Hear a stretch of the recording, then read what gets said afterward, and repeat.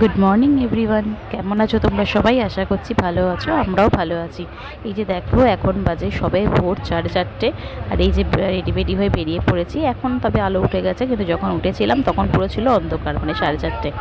আর এই 6:45-এর ট্রেন, এই আমরা রওনা হয়ে পড়লাম হাওড়ার স্টেশনের উদ্দেশ্যে। হাওড়া থেকে আমাদের ট্রেন আছে।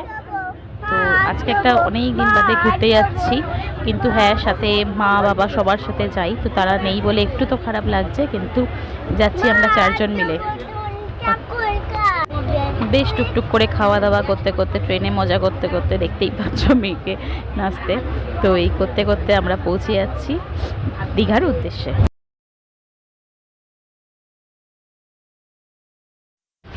তো এই যে মোটামুটি আমরা পৌঁছেই গেলাম।